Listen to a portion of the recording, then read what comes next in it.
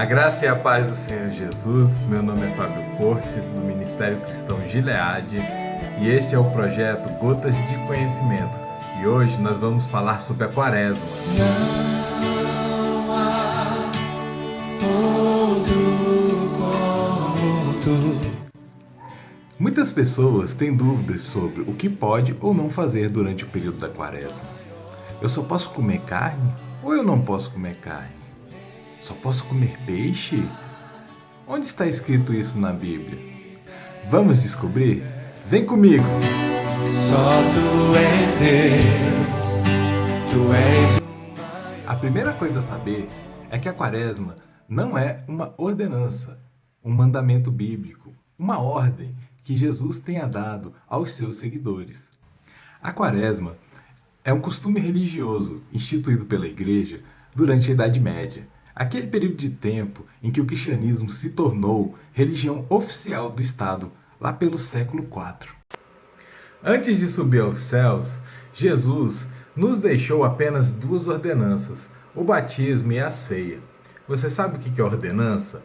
Ordenança é uma cerimônia que Jesus expressamente mandou que nós fizéssemos até que ele retorne para buscar a sua igreja. A celebração da ceia é uma refeição comemorativa ordenada por Jesus para nos lembrar do profundo significado do sacrifício que ele fez por nós na cruz.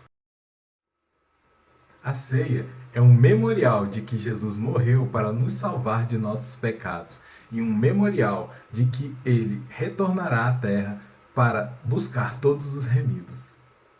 Pegue a sua Bíblia e abra em 1 Coríntios, capítulo 11, versículo 23, e vamos ver o que a Bíblia fala a respeito da ceia do Senhor.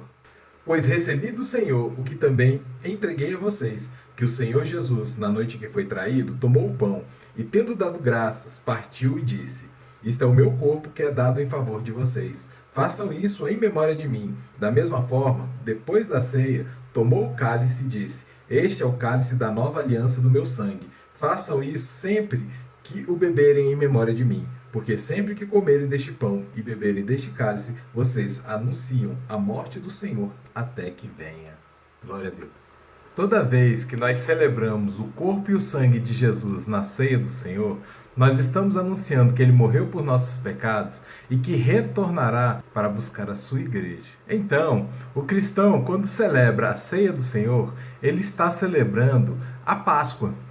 A ceia do Senhor é a Páscoa do cristão. Portanto, nós não temos mais uma data fixa para a Páscoa. Nós celebramos a Páscoa o ano todo. Janeiro, fevereiro, março, abril, maio, junho, julho. O ano inteiro nós celebramos a Páscoa do Senhor. Você deve estar se perguntando, se a Páscoa do Senhor é celebrada toda vez que nós tomamos a ceia do Senhor, então que Páscoa é essa que é antecedida pelo período da Quaresma? Vamos descobrir? Os judeus, eles celebram a Páscoa no dia 14 do mês de Abib, conforme está escrito no livro de Deuteronômio, capítulo 16. O mês de Abib também é conhecido como o mês de Nissan, pelo calendário babilônico, e fica entre os meses de março e abril. A Igreja Católica também comemora a Páscoa uma vez por ano.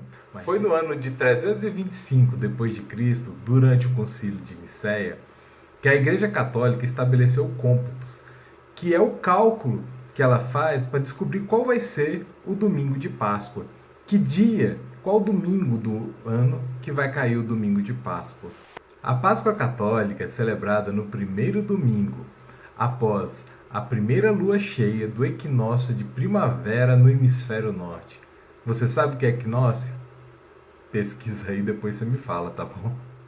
Essa data ela pode variar entre 21 de março e 25 de abril. É mais de um mês de oscilação.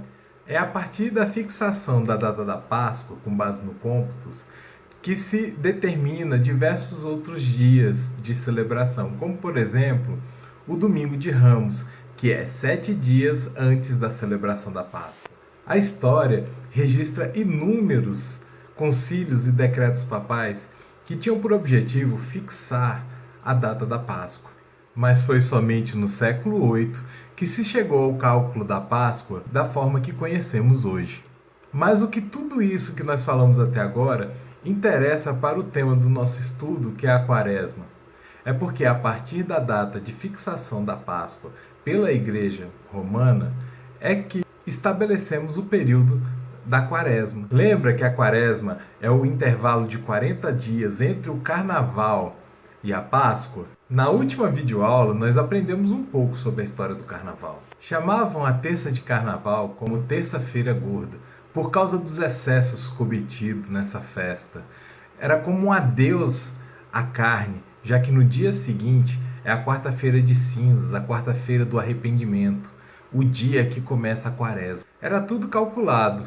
Eu peco pra valer durante o período do Carnaval. Faço tudo que me der vontade, tudo que minha carne quiser. E depois eu tomo um antídoto para esse veneno. Eu entro no período da Quaresma, 40 dias de arrependimento, de jejum, para compensar esse período do pecado. Até meados do ano 350 d.C., a preparação para a Páscoa era de apenas 3 dias. Era o tríado sagrado da Semana Santa e compreendia a Quinta-feira Santa, a Sexta-feira da Paixão e o Sábado de Aleluia. Somente com o advento da Quaresma é que o período de preparação para a Páscoa passou de 3 dias para 40 dias.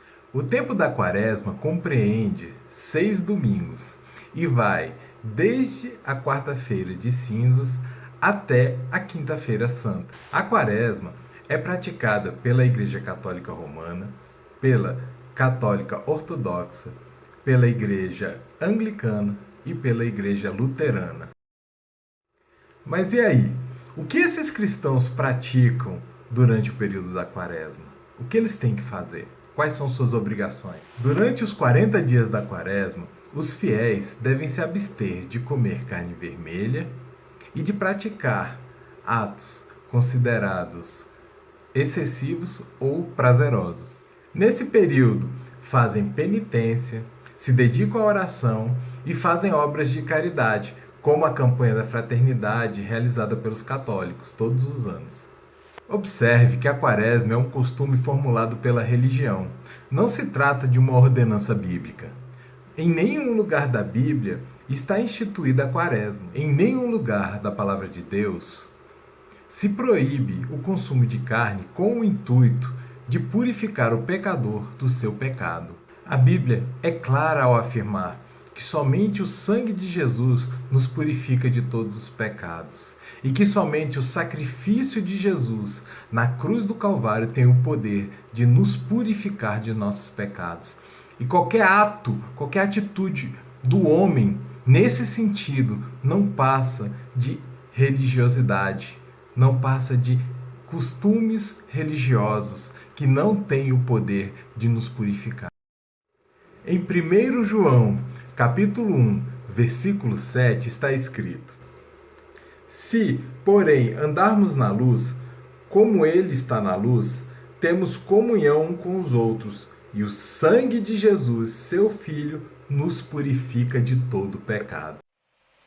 Quando a Bíblia diz que devemos deixar as obras da carne, que ela é nossa inimiga, que devemos fugir da carne, que a carne para nada aproveita, não é para deixar de comer carne vermelha, mas sim parar de praticar pecados. Nosso Deus não aceita barganhas, nem se deixa subornar por presentes.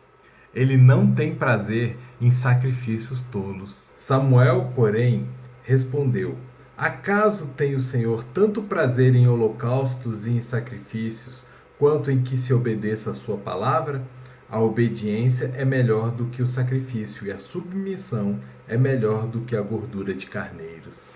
Observe que todas as religiões elaboram práticas de adoração de acordo com seus costumes, com as suas culturas, baseado em seus achismos, buscando uma forma de se conectar com Deus, buscando uma forma de se religar com o Altíssimo. Mas acontece que Deus só aceita a adoração instituída por Ele mesmo, da maneira dele, conforme o seu querer e não conforme o meu. Não sou eu que digo para Deus como Ele quer ou deve ser adorado. É Deus que fala para os homens como Ele quer ser adorado. Jejuar é bom, mas os fariseus jejuavam toda semana, o ano inteiro, e Jesus os rejeitou. Fazer jejum é uma boa prática. O próprio Jesus jejuou por 40 dias. Jejuar é bom, mas o jejum não tem o poder de apagar pecados. Não basta jejuar, se sacrificar, se penitenciar. O que Deus quer de você é a sua obediência. Obedecer é melhor que sacrificar. Os nossos sacrifícios não têm o poder de apagar os nossos pecados. Deus não pede de nós sacrifício. Deus não nos exige sacrifício. Deus exige de nós obediência à sua palavra, obediência à sua vontade. É o querer estar com Ele por amor a Ele. É isso que Deus quer de nós. Deus, Ele não quer que a nossa adoração ela seja exaltada pelos outros. Deus quer que a nossa adoração seja feita no íntimo, especialmente para Ele, e não para uma plateia. Deus não precisa de plateia, e nós também não. Nós devemos adorar verdadeiramente, em espírito e em verdade. Que o Senhor Jesus nos liberte das cadeias que nos prendem, nos liberte da religiosidade, da necessidade de reconhecimento, em nome de Jesus. Amém. Nosso estudo termina por aqui. Vamos orar?